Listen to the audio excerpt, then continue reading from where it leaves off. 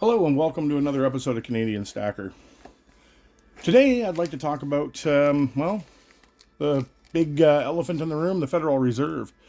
A lot of people are basically saying that the Fed's going to stop hiking. And I think this is to the detriment of everybody if you think the Fed's going to stop hiking. The number one goal of the Federal Reserve is to protect the value of the monetary system for the paper system. If they don't hike, the US dollar is going to lose strength. Why is it going to lose strength? Because when you hike the interest rates, more people want to buy into the American, bond system. So it becomes more attractive. That's why the banks are having such a hard time. And we're not going to see a cessation of the federal bank doing rate hikes. Canada's done it and has continued to do it. As long as the job numbers are showing strength, which they are, as long as we're seeing resilience in that, I think that they're going to throw everything to the wind, especially now that the CBDC is out and they have a way to literally roll out IV drip support money for everybody. China right now is basically stating that they're probably going to have to go back to giving away money. They're going to have to go back to firing up the printing press. They've got a shrinking of their output. And it's looking like, they said we've done too much stimulus, and now the U.S. and China are looking at it and going, maybe we shouldn't have taken our foot off the gas. We should have just kept it going. And,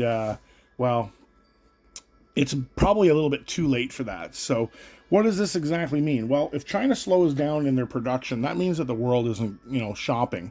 They're not buying electronics. They're not buying trinkets. They're not buying pre-made stuff from IKEA. They're literally slowing down their purchasing. This is trickling into the automotive makers. I said in a previous video, basically, that Ford called me up and offered me a brand new 2023 or a 2024 pickup truck at 0.99%.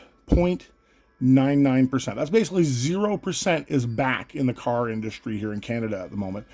Even though the Canadian Reserve Bank hiked the rates to 5%, and it should be at least 6.5% alone, they're offering 0.99%.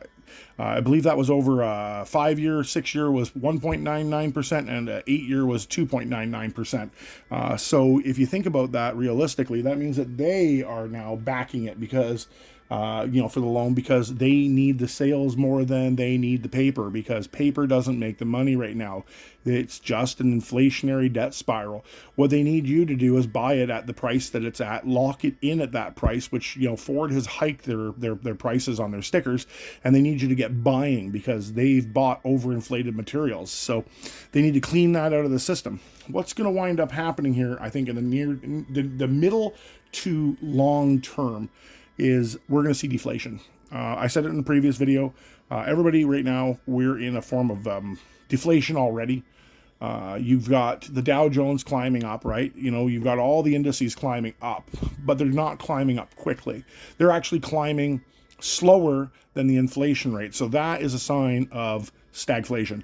How does that exactly work? Well, if you've got the Dow Jones Industrial Average putting on 5%, and you got inflation at 7%, you've got 2% deflation. Yes, the GDP numbers are bigger and the US government's toting that out. So is the Canadian government, so are all the governments.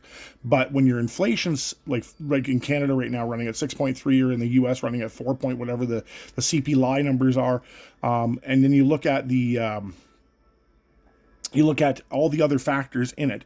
We are looking at deflation. So the TSX maybe is up 3%, but Canada's inflation rate is 6 or 5%. We've literally lost 2% of our buying power. Even though our GDP is larger, our purchasing power has eroded. Now, I had a couple of people send me some emails, and they wanted to know, what's driving silver price and gold price right now. And that is the weakening of the US dollar. One moment here. So what do I exactly mean? Well, if you look at the US dollar, and you look at it specifically at its dollar index strength value. The US dollar has been going down. And what that is doing is one of two things, okay? One, it's basically raising the price of commodities to purchase on the world stage, i.e. oil, i.e. grain, i.e. iron ore, or whatever else you might want to purchase in USD. The USD has been very strong, but over the last, I'd say 6 months, it's been going down quite significantly. And this is what's going to drive up the price of the precious metals. The reason why silver and gold were pretty much flat for the longest time is because the US dollar was staying strong. It was actually going up and staying strong, and then it plateaued, and now it's been doing a slow downhill tick. And what that means is that precious metals are going to go up in value against US dollars. So real money is going to become more expensive to buy as the dollar capitulates. And right now it's in a weakening cycle. If you actually look at the line, the US dollar has come down, strengthened a little, come down, and then just, it looks like it's falling off a cliff. It's fallen below a very important level. It's under 100 right now. I haven't looked at it lately. I don't know the exact numbers, but anyways, the dollar has lost significant power on the world stage. So what does this mean? Well, right now we have 2 years of strengthening US dollar, strengthening Canadian dollar on the world stage. So what this is going to translate into is purchasing materials. It takes 12 months to 24 months, depending on the product, in order for it to come back into our system, okay? So the US dollar was really strong. It was like 112, 114 for a while, which is 14 to 15% more strength than it has right now. And that was like 12 months ago. So all of that, the purchases for that are coming into the system now. So what that's going to do is it's going to slow inflation, and it's going to drive down prices locally. It's literally going to drive them down. We're going to see deflation. I don't know how much, but we're going to see some. And the reason this is going to happen is I think they're timing it for the election cycle. It's going to make the economy look like it's screaming. But the problem with this is that literally, I would say within 2 months after the election, that'll be the time that we're at now, that the goods and services come into play. And it's just, inflation is just going to scream higher. And the Federal Reserve right now is well aware of what I'm thinking. There's no way that these people don't have like 100 PhD guys that are way smarter than me that know probably more so than I do what's about to happen. If you look at it from the point of view of the Great Financial Crisis, not the Great Financial Crisis, the Great Depression, the numbers right now are even staggeringly worse than then. So, I see something very traumatic coming, but it's not coming today. A bunch of people are saying we're going to get smacked very soon. I'm thinking we're going to see some drip. Probably, like I was saying, October, November, we're going to see a drip. We're going to see a beat down on us at that point. But I don't see it happening fast. I see the dollar index strengthened over a long period of time, over from 2020 to 2022, mid 2022. It strengthened for that period because of the rate hiking cycle. The rate hiking cycle might have been quick, but it was over a year. So as we strengthened, we're going to see that play out over the next year to 18 months. By the time the election cycle is over, we're going to see a full capitulation in the markets by next November, and we're going to see a tanking of everything. But right now, because markets look into the future, they try to get ahead of the game curve. Right now, they factored in one interest rate hike in this cycle and done. I don't think we're done. I don't think we're done at all. I think that Jerome literally needs to go to 7%. He's got to go to 6.5%, 7%, and we're at 5%. So he needs 6 more 0.25 rate hikes. Is he going to do it quickly, or is he going to do it slowly? I don't know. I'm pretty confident, like I've been saying for a while. I said he was probably going to hike last time I was talking about it, or he was going to pause, but he wouldn't reduce. And I said I was 75% he was going to hike, 25% he was going to pause. He paused. This time I'm 90% he's going to hike. I'm 10% he's going to pause. He's not going to cut. He's got too good of job numbers, too good of stuff that they use as a metric to go by. So they're not going to do that. That's going to put more strength on the banking system. We might see some more failures. I hesitate to say what I think is going to come after that, but I do think we're going to see Probably 3 more hikes before Christmas. I think we'll see one in August. I think we'll see one in October, one in November. Maybe one in December. I think we're going to see 3/4 of a basis point up between now and Christmas time. And the reason for that is that the Fed needs to get under the fact that the U.S. dollar is collapsing. Otherwise, inflation is going to come back to rear its ugly head before the election. So they're going to drive up that interest rate. They have to show that the dollar has strength. No matter what, they have to show strength. So I see this happening, and I see the U.S. dollar taking a beating in about 12 months because of all of this. Yeah, so that's pretty much all I've got today on the news side of it. I did want to do an unboxing today. I got some mail from Sol. All of you guys know that Sol is my bullion dealer. I made a couple of pickups there at the low point, and I just wanted to share with you today what I picked up. So, yeah.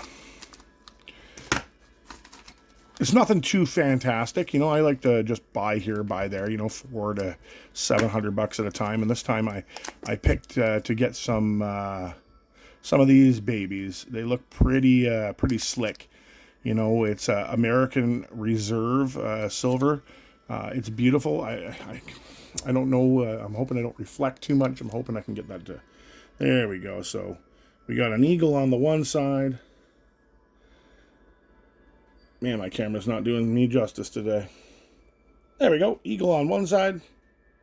And then if we go to the obverse, we've got the American Reserve logo, which is not too bad. It's a standard round. I got these for a decent price. I don't really remember. I think they were like 33 or something a piece, which was at the time, I think it was like $4, a little less than $4 over spot, which was a pretty good deal. Sol has still some pretty awesome deals up, but you know, like obviously silver's gone up in price by about $2 since I purchased these and out, so you won't get as good a deal. I think they're around 37-ish a piece. I don't even know if he has those in stock. I do know that he's gotten in a few things, and then I picked this up. Gold is incredibly expensive for me to purchase as a Canadian. You know, like we're talking $2,700 an ounce, but I do like to pick up pieces every now and again. And I picked up this Hercules bar here. It's just a little tiny guy. It's just a 2-grammer, but you know, it's still a piece of gold, right, to add to the stack. You know, and I personally like this bar with the security features it's got on it. I know it's legit. You can do the Sigma test right through the plastic casings on these, which I also like. They're designed so that you can literally lay this on a Sigmalytics machine like this, and it'll be able to tell right through the packaging if this is real or not. No problems at all. But you know, I think it's important just to, you know, pick up little pieces every now and again, you know. Last time for me was the Magnificent Maples. This time is like five basically generic rounds and a 2-gram bar of gold, which I like. So as I was saying there earlier, I was going to be doing the Fabulous 15. I've got a video coming up on it. Numismatic Canada with Bruce was nice, and he was at my house for a visit, and he left this beautiful collection behind. Now, I don't know if any of you know about World Coins. I didn't know that a couple of these places actually made coins and bullion, but it's pretty outstanding that Bruce has allowed me to have this for a while. But it's 15 ounces from 15 different countries. I think that some of them were represented more than others. I'm going to do a full video on this and a full breakdown on it. And, you know, like, it's just very difficult to get these coins out without touching them because the cases open up, but they're absolutely amazing coins. Which one is this before I start? I think this might be the Ukrainian one. Yeah, I'm pretty sure this is the Ukrainian coin. So yeah, this is one of the coins that are in the collection. These are all sovereign mint coins from different countries from around the world. And this is the Ukrainian mint's coin. I didn't realize that they had one, but yeah, they do. And it's a pretty nice looking coin. But I'm going to do a whole video on this and discuss each of the mints and all that. I might get Bruce on my Mrs. Canadian Stacker's phone, and get him to chime in and talk with us, so he can talk to us about what coins I have up and what I'm displaying, because Bruce knows. I'm going to be honest, he knows so much drastically more about coin collecting and numismatics than I do. I'm not a numismatic guy. I do like to buy the odd nice looking coin to put in my collection, like the Magnificent Maple, for example. But as for collecting this kind of high relief proof set stuff, this is more of a Bruce thing. So I think I'm going to bring him onto the channel, and we'll go over this 15 coin set. I know you guys only see 12 here, but there's another row underneath this with the card stock for the description of each of the coins. So when I get Bruce on the phone, let's see if I don't screw this up like last time. I'll get Bruce to walk us through this, and these are the other world coins that are in here. We got a high relief American Eagle proof in here. I think this might be up here in the corner, but right here, we've got a breakdown of the Fabulous 15 and the numbering of this being the 827th box out of 10,000. So this is a very limited edition run, and I'm really looking forward to presenting this to you one at a time. I'll get the gloves out, and we'll pull the coins out of the sleeve if Bruce will give me permission, or I'll leave them in the case. I'll handle them from the edges, as you're supposed to do. But yeah, I would very much like to do another video here probably in the next few days. Bruce right now is out on the east coast of Canada. He's at the Canadian Mint Coin Fair. I can't. I'm sorry, Bruce, if you're watching. I can't remember what the name of it is, but yeah, he's out there having a great old time. I think he's due back in a couple of days. I'll try and get in touch with him and see what we can do from there. But it's been great doing this video. I hope you've enjoyed the content. Like always, I am not a financial advisor. I'm just a dude trying to film stuff and make sense of the world for himself. If you enjoy my content, though, I would really like it if you click like, share, and subscribe. The like button is probably the most important button, because the more that you like on the video, the more likely this content is going to be shared by the algorithm for people to watch. And I would really appreciate a like. If you don't like this content or where I'm going with the channel, leave a comment below and let me know what you didn't like, and maybe I can do something about changing what you don't like. But until next time, this is Canadian Stacker. Keep on being awesome. Put your thumb to the sky, and have an amazing day. Okay, Canadian Stacker out.